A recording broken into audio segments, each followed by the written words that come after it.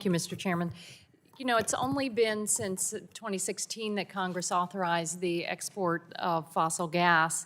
It's grown exponentially. It has had some positive benefit of displacing dirty coal.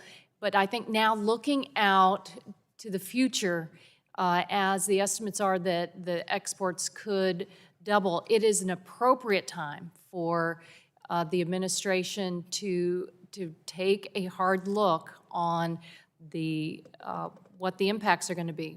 Is it going to continue to raise prices on my folks back home? Because my neighbors in the Tampa area, we are being socked. Our electric bills, primarily tied to gas, are out of sight.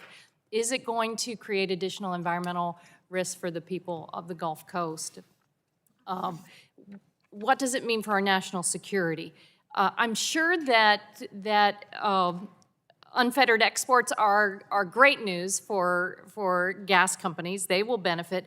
But really, what impact does it have on American families and on our national security and pollution? And especially as we know that a lot of these exports go to China. I serve on a select committee on kind of confronting the Chinese Communist Party. Is this going to fuel what they're doing right now? Ms. Giannetti, do U.S. LNG companies send a significant amount of their product to China?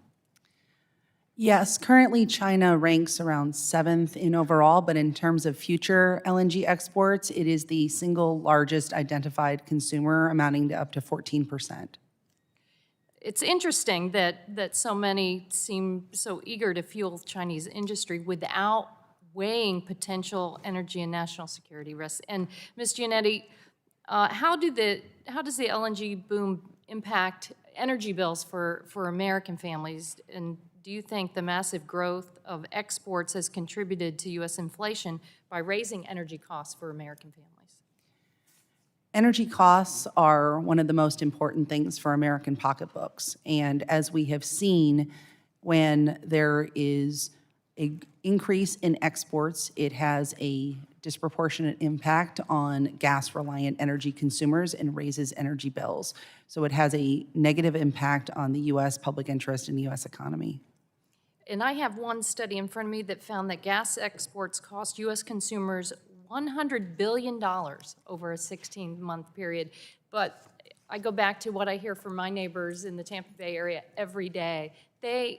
Because we're not tapping lower cost, cheaper energies like solar power, they've been overly reliant on gas, and it has been an enormous drag on their economic well-being. The electric bills are out of sight because we're tied to gas. It's too volatile.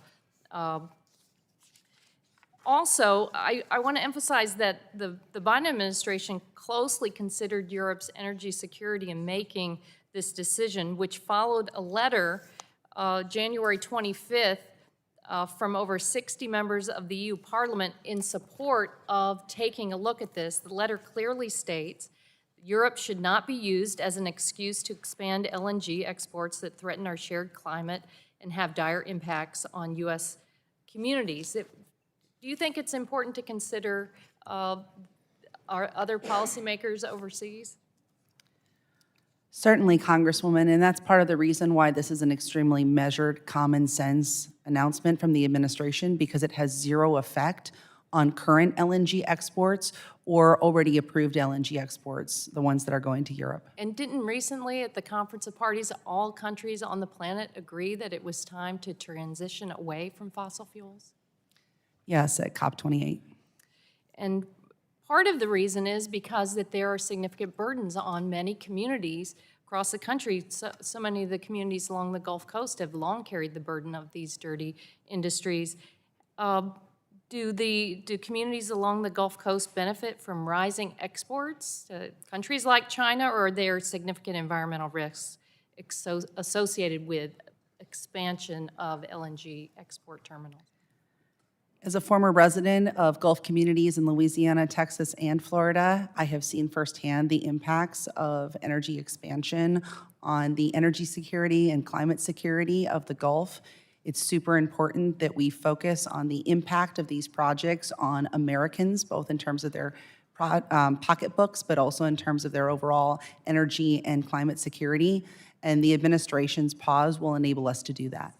I wholeheartedly agree, and I compliment the administration for their willingness to take this look at our national security, affordability, and the incredible environmental impacts of what's going on. Thank you. I yield back.